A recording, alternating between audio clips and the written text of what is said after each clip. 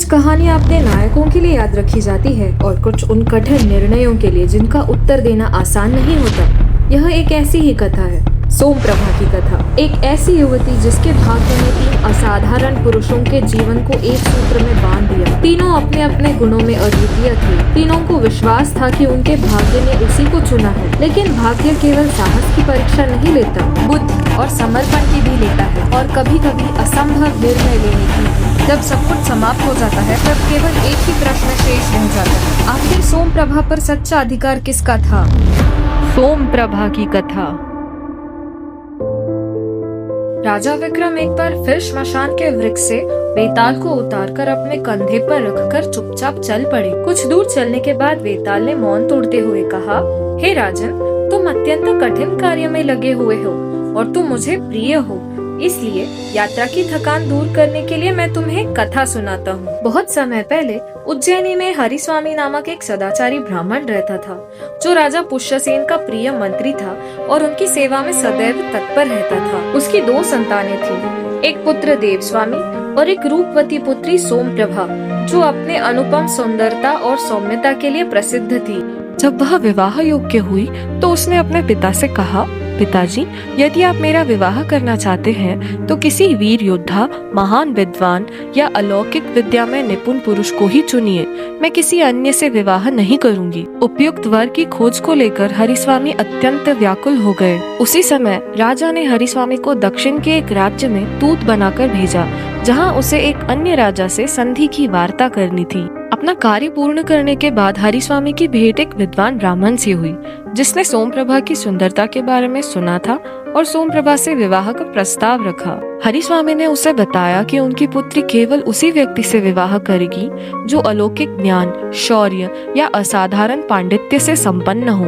उस ब्राह्मण ने कहा कि उसके पास अलौकिक ज्ञान है और इसे सिद्ध करने के लिए उसने तुरंत एक दिव्य उड़ने वाला रथ प्रकट कर दिया और हरिस्वामी को स्वर्गलोक की यात्रा पर ले गया। प्रभावित होकर हरिस्वामी ने उसे अपनी पुत्री देने का वचन दिया और विवाह 7वें दिन निश्चित किया। इस बीच उज्जैनी में एक अन्य ब्राह्मण देवस्वामी के पास आया और उसकी बहन से विवाह का प्रस्ताव रखा। जब देवस्वामी ने सोमप्रभा की शर्तें बताई तो उस व्यक्ति ने अपने शस्त्र कौशल और युद्ध कला का प्रत्यक्ष प्रमाण दिया। उसकी वीरता से प्रभावित होकर देवस्वामी ने भी अपनी बहन का विवाह उससे करने का वचन दे दिया और उसी दिन शुभ तिथि निर्धारित कर दी। उसी समय एक तीसरे व्यक्ति ने सोमप्रभा की माता के पास जाकर उनकी पुत्री से विवाह करने की इच्छा प्रकट की। उसने स्वयं को एक महान विद्वान और बुद्धिमान पुरुष सिद्ध किया। उसकी विद्वत्ता से प्रभावित होकर माता ने भी सोमप्रभा का विवाह उससे करने का वचन दे दिया और 7वें दिन का मुहूर्त निश्चित कर दिया। जब हरिस्वामी घर लौटे और पिता, पुत्र तथा माता तीनों ने अपनी अपनी व्यवस्था बताई तो वे घोर संकट में पड़ गए। एक कन्या का विवाह एक साथ 3 पुरुषों से कैसे हो सकता है? विवाह के दिन जब तीनों वर उपस्थित हुए तभी सोमप्रभा रहस्यमय ढंग से अदृश्य हो गई। घबराकर हरिस्वामी ने उस विद्वान पुरुष से सहायता मांगी।